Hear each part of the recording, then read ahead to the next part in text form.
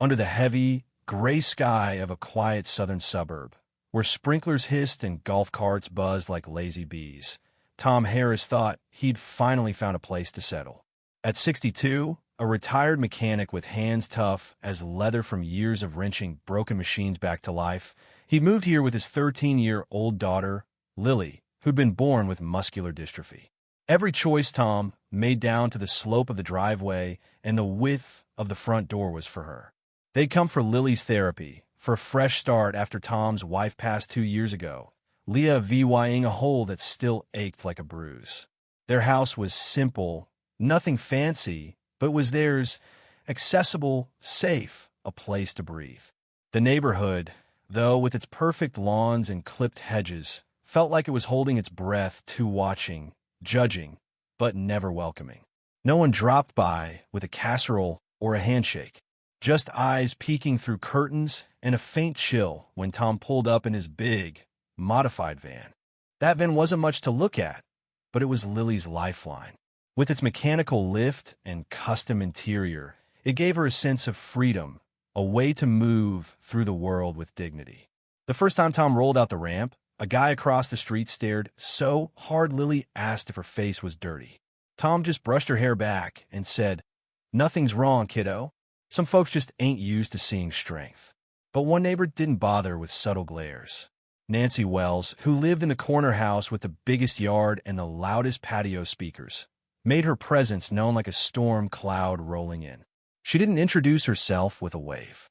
Instead, she stood at her property line, arms crossed, chin up like she was scolding a kid, and waited for Tom to notice. When he did, she gave a fake smile and pointed at the sidewalk where his van had idled for a moment. "That's public concrete," she said, her voice dripping with honey and venom. "We don't block it." Tom, caught off guard but not shocked, nodded. "Just setting up the ramp for Lily. Won't be long." Nancy leaned in, her tone sharpening. "It starts with 5 minutes, then it's 10, then the whole street's a mess." Tom didn't bite back. He saw her words for what they were, a challenge, not a request. Nancy's house sat like a watchtower, her windows overlooking 3 driveways. She'd cruise the block in her shiny teal golf cart, acting like she owned the place, her fake cheer making folks think twice about crossing her. Her yard was flawless, her roses lined up like soldiers, and she wore yoga gear like a uniform, though she rarely walked more than a few steps.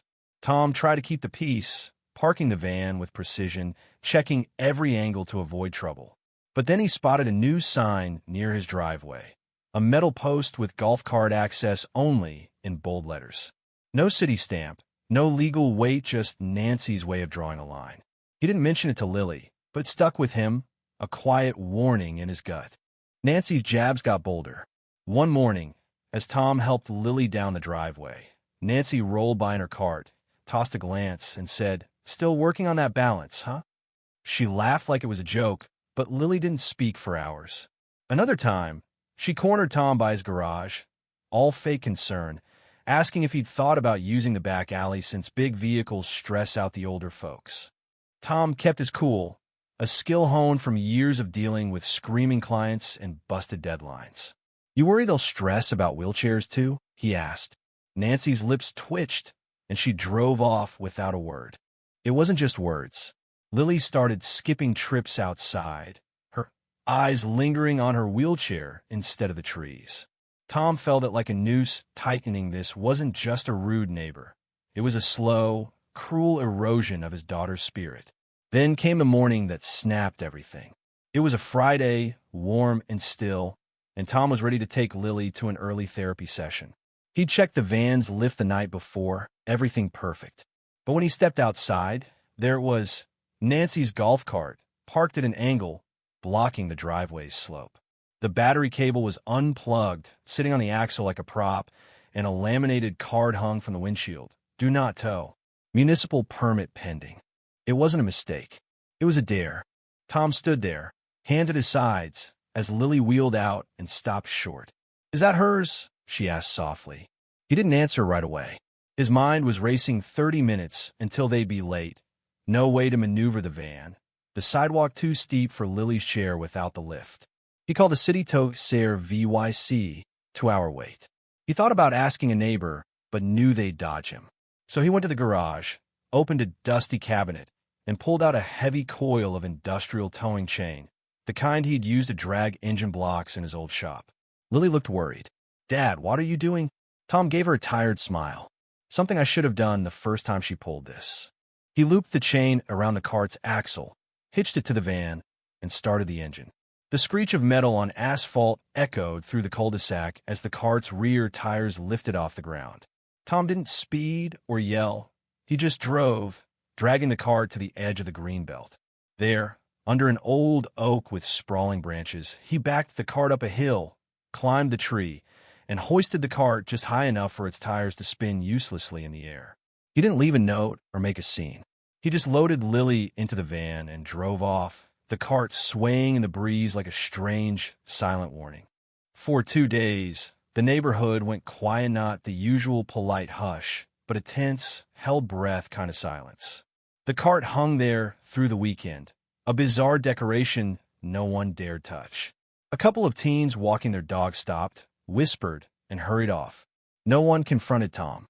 But by Monday, Nancy was back, not with a public tantrum, but with a calculated storm. Her cart was in her driveway, covered with a tarp, and she limped dramatically, no cast or brace, pacing while on the phone, glancing at Tom's house. A police cruiser rolled up that afternoon, slow and casual. The officer was polite, asked about the cart. Tom explained, calm as ever, admitting he'd towed it but hadn't damaged anything. The officer took notes, said Nancy was claiming harassment and emotional intimidation, but admitted Tom hadn't broken any laws since the cart was on his property. "Keep a log," the officer said. "Don't handle it yourself next time." Nancy didn't stop. A fake citation appeared on Tom's door, printed on heavy paper, warning of unauthorized vehicular manipulation, and urging him to attend a community meeting. It was nonsense, but it was meant to rattle. Lily saw it and asked, "Is she trying to scare us?" Tom chewed his dinner slowly before answering. "She wants us to feel like we don't belong. But this is our home." He installed a motion sensor that night and moved the van partly into the garage. The next morning, a cracked eggshell sat at the base of his mailbox, yoke gone, placed too neatly to be random. He added it to his log. Things got uglier. A neighbor handed Tom an envelope from a neighborhood preservation committee, accusing him of disrupting residential harmony with his industrial vehicle. A Google Street View printout of his house came with it, the van circled in red. Then a package arrived, a cheap toy wheelchair, bright pink, with a note, "Maybe scale it down next time." Tom didn't show it to Lily. He sat on the porch, the toy in his hand, feeling the weight of someone's deliberate cruelty. He met with a lawyer, a sharp young woman who listened and said, "It's coordinated. Document everything. If we get a signature, we move." Soon after, his garbage bins were skipped, his lawn burned with fertilizer in a strange pattern, and the van's battery cable was sliced clean through. Tom knocked on Nancy's door, calm but firm. "I know you don't like us," he said, "but if this keeps up, I'm going to the county board." Nancy's smile didn't waver, but her eyes flickered. "I don't know what you're talking about, Mr. Harris." The harassment didn't stop. A flyer showed up under the mat, a doctored photo of Tom's house with arrows pointing at the van and ramp, captioned "Before improvements." Lily saw it and asked, her voice small, "Is it me they hate or you?" Tom's heart sank. "They're scared of what's different," he said. "That's not our fault." He called his lawyer to draft a formal complaint and sent a letter to every neighbor, not accusing but warning, "We're watching." A rock crashed through his window days later, wrapped in a paper towel, no note. Neighbors turned away when he passed, their conversations dying mid-sentence. Nancy's dog started barking every time Lily used the ramp, a shrill, relentless alarm. When it dug up Lily's herbs and urinated on the ramp, Tom found a note on his door. "Animals know EVYL when they see it." That's when Tom stopped reacting and started planning. He authorized a cease and desist order, filed police reports, and built a dossier on every incident. He woke early, tracked neighbors' movements, and stayed strategic. Nancy hosted a wellness circle, her speakers blaring about preserving aesthetic cohesion. Lily asked if they should move. Tom couldn't answer. Then came the candles. 13 tea lights left nightly on their sidewalk, one for each year of Lily's life. A pallet of gravel was dumped in their driveway, blocking the ramp and forcing Lily to miss therapy. Tom didn't sleep that night. He wrote a statement, every detail laid out, and slipped it into Nancy's mailbox. No threats, just truth. The neighbors began to see Tom wasn't going anywhere. He wasn't lashing out or shrinking away, he was rewriting the story. He trimmed his lawn at dusk, added solar lights, and reinforced the van's wiring. Lily grew cautious, her eyes lingering on windows, her movements hesitant. A neighbor, Mike, warned Tom about a neighborhood alignment meeting Nancy was planning. Tom didn't go. He sent his lawyer's letter instead, outlining the harassment and asking, "What kind of neighborhood do you want?" Days later, anonymous emails surfaced, revealing neighbors' plans to pressure Tom out. He handed them to his lawyer, who said, "This is enough to move forward." The siege intensified. Cars blocked sidewalks, trash cans narrowed Lily's path, and a van tire was sabotaged, making them late for a key appointment. Tom called an old contact, Victor, a pattern analyst.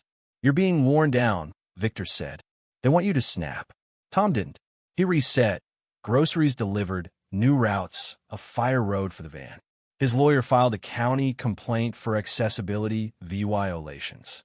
Nancy tried a fake friendly voicemail, then sent a book, Saw Taming the Tyrant Within Saw, with a note, "Sometimes peace is a choice." Tom showed it to Lily. "They think you're the problem," she said. He nodded. Nancy's final push was a community cleanup targeting Tom's property. A fake city text cited his curb for non-compliant vegetation. A woman with a clipboard claimed to be from a safety initiative, but Tom handed her a cease and desist. Then came false reports, a chemical smell, yelling, a blocked hydrant that didn't exist. A drone hovered over his yard one night. Tom installed a jammer.